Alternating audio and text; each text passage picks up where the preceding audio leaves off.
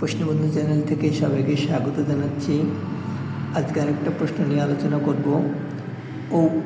ওশেনিয়াভুক্ত স্বাধীন দেশ কতটি? অ্যাকচুয়ালি আমি এই প্রশ্নটা বিশ্লেষণ করেছি যে আমাদের 7টি মহাদেশ আছে, তার সব কয়টি মহাদেশে যে কতটি করে দেশ আছে সেটা নিয়ে আজ মূলত আলোচনা করব। এখানে প্রথমে যদি দেখি আমাদের এশিয়া মহাদেশ হচ্ছে 44টি স্বাধীন দেশ রয়েছে এবং এই 44টি স্বাধীন দেশই জাতিসংঘের অন্তর্ভুক্ত।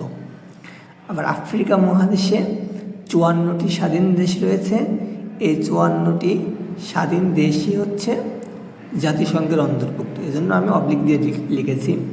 আবার উত্তর আমেরিকায় হচ্ছে স্বাধীন দেশ হচ্ছে 23টি, এই 23টি দেশই হচ্ছে জাতিসংঘের অন্তর্ভুক্ত সদস্য। আবার দক্ষিণ আমেরিকাতে হচ্ছে 12টি স্বাধীন দেশ রয়েছে, এই 12টি স্বাধীন দেশই হচ্ছে জাতিসংঘের সদস্যভুক্ত। এখন আরেকটা প্রশ্ন আসে যে দক্ষিণ আমেরিকায় দেশের সংখ্যা সবথেকে কম, মানে কোন মহাদেশে দেশের সংখ্যা সবথেকে কম? সেটা হচ্ছে দক্ষিণ আমেরিকা, মাত্র 12টি। আবার অ্যান্টার্কটিকায় কোনো দেশই নেই, এটা কোনো দেশহীন একটা মহাদেশ। ওখানে তো শুধু বরফ, অ্যান্টার্কটিকা মহাদেশে এখানে প্রায় 90%ই বরফে ঢাকা।